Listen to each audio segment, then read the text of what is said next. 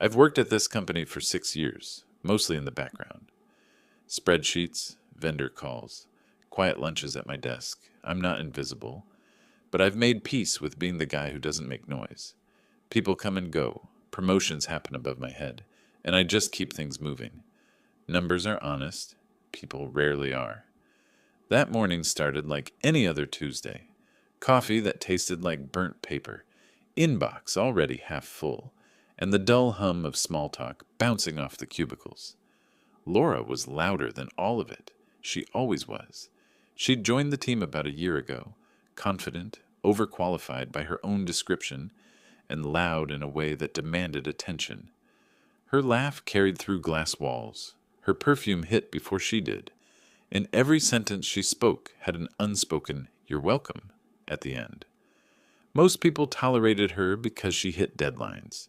The rest of us stayed out of her way. That day, we were both scheduled for a client walkthrough with finance and procurement. Nothing major, just a cross-department update before lunch.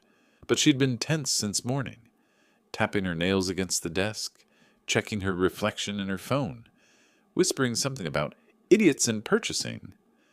Around noon, the team decided to grab lunch from the cafe downstairs. Simple. Soup, sandwiches, caffeine refills. I went along mostly to stretch my legs.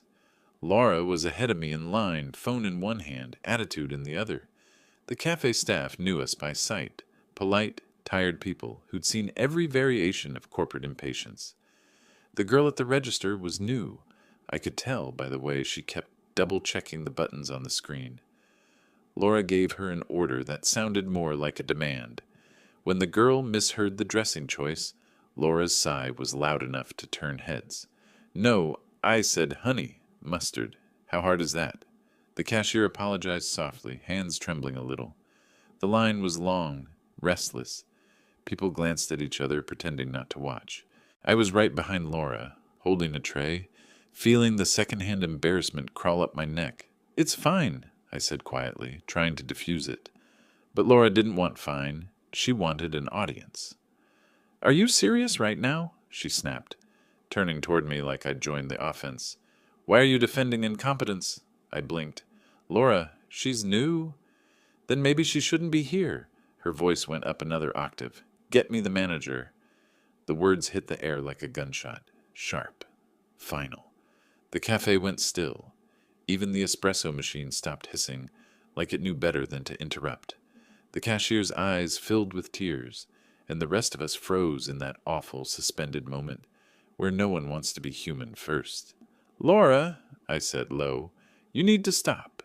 She turned fully toward me now, smiling that thin, brittle smile she used whenever she wanted to prove control. "Don't tell me what I need to do." She looked over my shoulder, scanning for a supervisor. The girl behind the counter disappeared into the back, maybe crying. A few coworkers pretended to check their phones, unwilling to be witnesses. I wanted to walk out, but something made me stay. Then a voice came from behind us. Calm even, the kind that doesn't need volume to cut through noise. "Everything okay here?" We turned. Standing near the coffee station was Mr. Heller, the chief financial officer, the one who signs every budget line, every approval request, every promotion slip. I hadn't even seen him come in. Laura's face froze halfway between anger and panic. She tried to pivot, but her tone cracked. "Oh, I was just... This girl messed up the order and..." Mr. Heller didn't blink. He looked at the scene, then at me, then at her. His expression didn't change, and that justified shouting at staff. The air felt colder. Laura laughed nervously. It wasn't shouting. Just a little frustration. You know how it gets during deadlines? He didn't answer right away.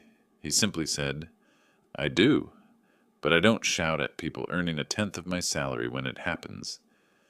Then he looked at me again. "You okay, Mark?" "Yes, sir," I said quietly. "We're fine." He gave a single nod, then gestured to the cashier who had just returned with red eyes. "What's your name?" "Jenny," she whispered. "Jenny, take a break. I'll handle the payment." He turned to Laura. "Your lunch is on the house. My office will be in touch this afternoon." And just like that, he walked out. calm. Controlled. The kind of calm that means someone's already writing an email in their head. Laura stood there, still holding her wallet, not moving. The rest of the cafe pretended to return to normal. I paid for my soup and sandwich, left hers untouched, and walked back to the office in silence. She didn't come back for an hour. When she did, she slammed her purse on the desk and whispered something about overreactions. But her hands were shaking. I didn't say a word. Some stories write themselves once the right people hear the first line. By the end of the day, an email from HR popped into my inbox. Brief statement regarding today's cafeteria incident. I leaned back in my chair, watching Laura pace near the printer, her phone lighting up every few minutes. She looked smaller somehow. She didn't know it yet, but that moment, that single careless sentence, had already started the clock on her own undoing. But that was just the beginning. The next morning, the office felt quieter. Not in sound, but in mood. That kind of hush that comes after thunder, where everyone's pretending the air didn't just break.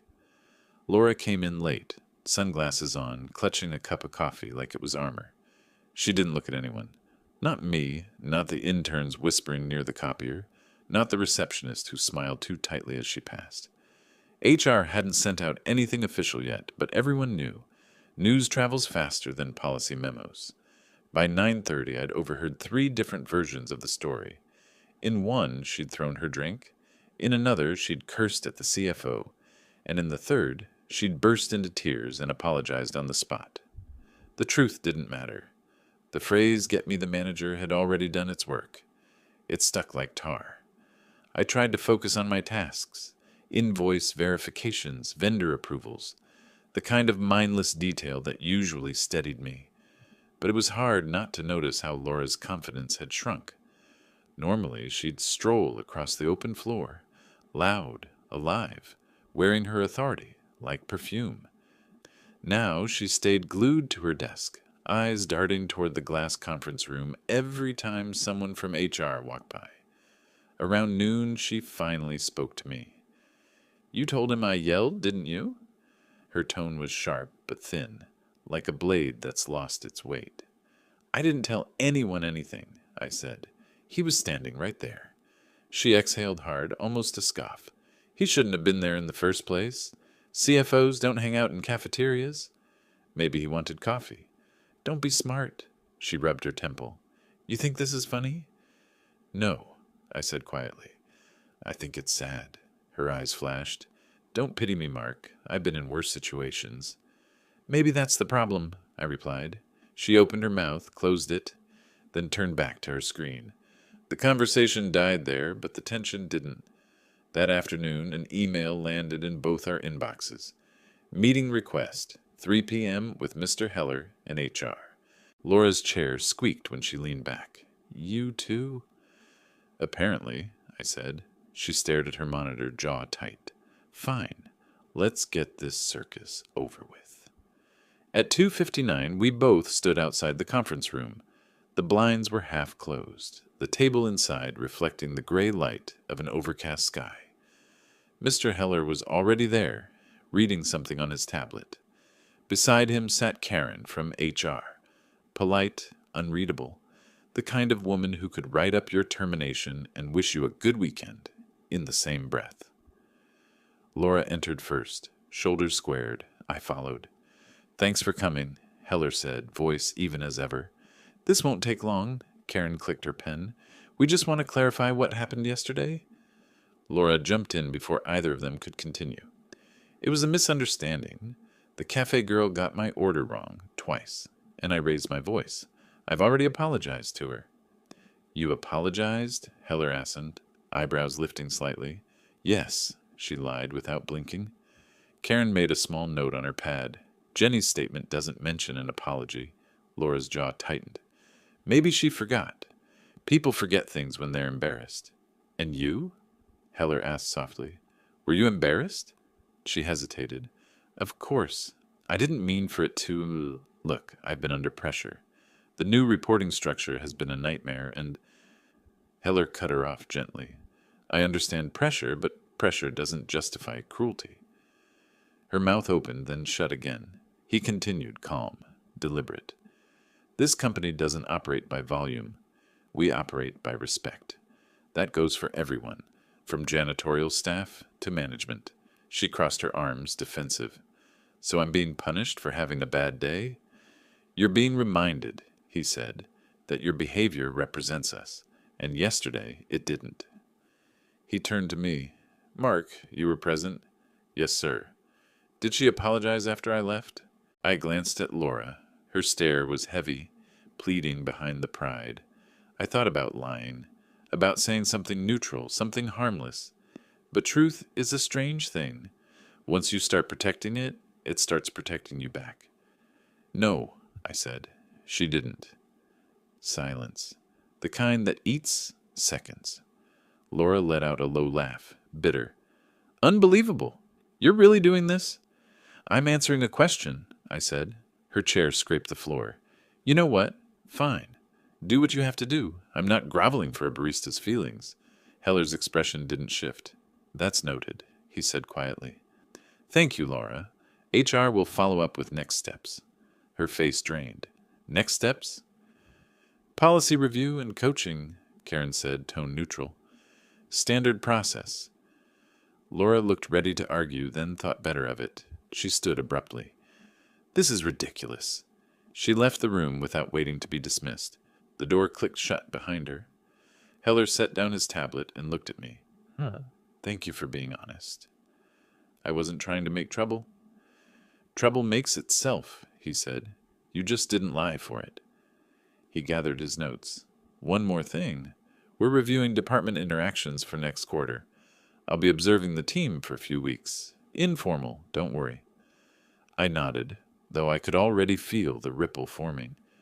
When I returned to my desk, Laura's chair was empty. Her computer screen was dark, her coat gone. For a moment, I thought she'd just left early. Then I noticed her ID badge sat on the desk, next to her coffee cup.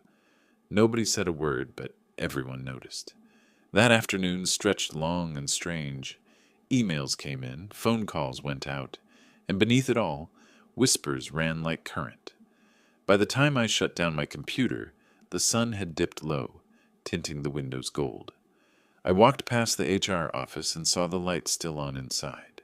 Through the glass, I could see Karen talking to someone, gesturing toward a folder labeled Conduct Review. I didn't slow down. I didn't need to. The truth was already moving, quiet and unstoppable, like a fuse burning beneath the carpet. And I didn't know it yet.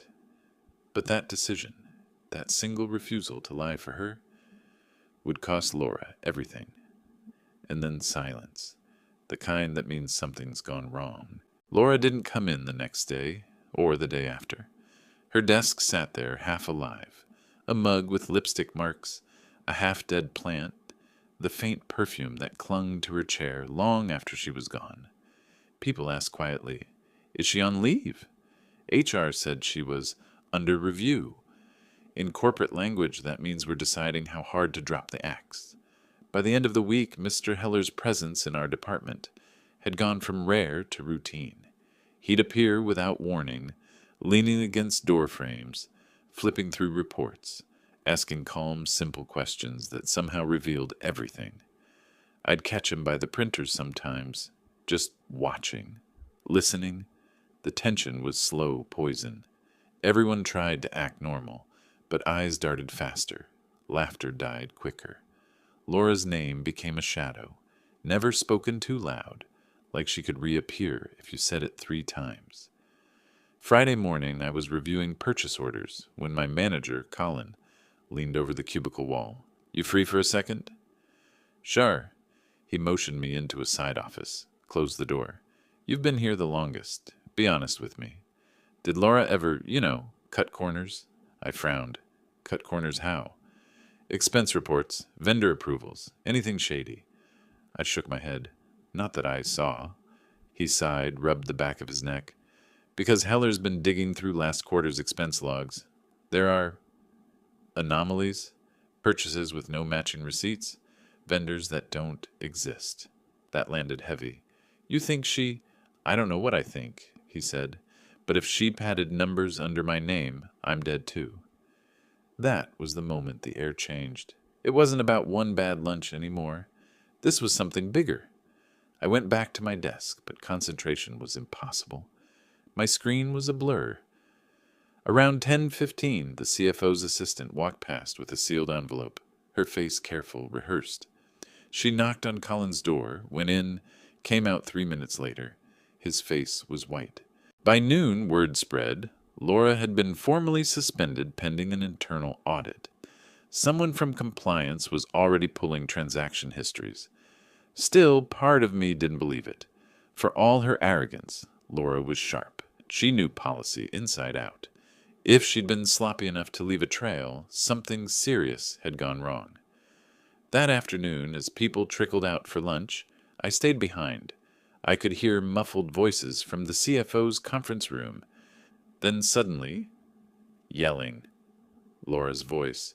"You can't just accuse me of theft?" The walls were thin, the sound traveled.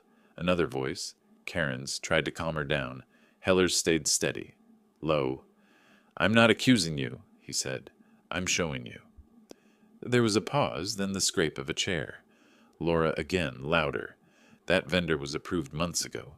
You can't blame me for—" "The invoice has your signature," Heller interrupted, his tone final. "I signed 100 documents a week." "Yes, but this one routed through your personal reimbursement account." Silence. Even through the wall I felt it. The kind of silence that swallows a room whole. Then the sound of paper hitting the table. "I didn't—" She started, but the words cracked halfway. "Laura," Heller said, voice quiet enough to make her stop. "You shouted for a manager last week. You got one." The door opened hard enough to rattle the frame. She stormed out, eyes red, face pale. She walked past my desk without seeing me, without seeing anyone, muttering something that sounded like "set up." Her heels clicked fast against the tiles until the elevator swallowed the sound. For a while the whole floor stayed frozen, then slowly work resumed. Fingers tapping keyboards, printers humming. But it wasn't the same rhythm. Everyone felt it. The dread of watching karma in real time. Later that afternoon, Colin came by again. "She's out," he said simply. "HR escorted her off-site." "Fired?" "Technically terminated for misconduct." He sighed. "Turns out she'd been billing the company for freelance contractor hours that didn't exist, pocketing the reimbursements. The audit found 6 fake names." I didn't answer. He looked at me. "You okay? You were close to her project-wise?" I nodded slowly. "Just processing." He nodded back, understanding enough not to push. When he left, I sat for a long time staring at her empty desk. There's a strange kind of grief that comes with seeing someone self-destruct. Not sorrow, but recognition. The reminder that people can build their own gallows one small choice at a time. At 5 p.m., Mr. Heller stopped by my desk. "You've been quiet this week," he said. "Trying to stay out of the blast radius." He smiled faintly. "Good instinct." He glanced at the vacant desk beside mine. "She's talented, but talent without humility burns fast." I guess she learned that the hard way. "She taught it too," he said, turning to leave. "Just not in the way she wanted." After he walked off, I packed up my things and lingered by the elevator. The office felt hollow, the buzz gone, replaced by a kind of uneasy peace. That night, I stopped at the cafe downstairs on my way out. Jenny, the cashier Laura had yelled at, was wiping down the counter. When she saw me, she smiled shyly. "Hey," she said, "you work upstairs, right?" "Yeah." She hesitated, then said softly, "Thanks for, saying something." I didn't really say much. "You didn't have to," she said, "but you didn't look away either." I nodded. "How's the job treating you?" "Better this week," she said, smiling again. "Your boss came down yesterday, said the company's giving us a training grant, told me I should apply." I blinked. "Mr. Heller did?" "Yeah, nice guy. Quiet, but nice." I smiled faintly. "Yeah, that's him." As I walked out into the cold evening, I realized something simple but sharp. Laura hadn't just lost her job. She'd built the ladder for someone else to climb. That night, I stopped being the hero. I wasn't the guy who saved anyone or changed the system. I was just the witness who didn't lie. And sometimes that's enough to tip the balance. They thought I was gone. I wasn't. 3 weeks passed before anyone said Laura's name again. HR sent a formal notice about her departure. Effective immediately, with the usual line about wishing her success in future endeavors. The email landed in everyone's inbox at 8 a.m., impersonal and clean. By 8:05, her nameplate was gone, her login deactivated, and her profile photo deleted from the company portal as if she'd never existed. That's how it happens in offices like ours. One day you're loud, unavoidable, larger than the hallway you walk through, and the next, you're an empty chair and a rumor. The first morning without her, the silence was strange but not unwelcome. The air felt lighter, the room less tense. People spoke softer, smiled easier. It wasn't celebration, it was relief. Mr. Heller kept his word. He stayed present but quiet, blending into the rhythm of the department. Every so often he'd pause by my desk, scanning numbers or asking about a report, his tone even respectful. I realized he wasn't checking the data anymore. He was checking the people, making sure the rot hadn't spread. One afternoon he stopped by as I was reviewing monthly expenses. "You handled yourself well," he said simply. "I just told the truth." He nodded. "That's rare and expensive." He started to walk away, then turned back. "We'll be restructuring finance next quarter.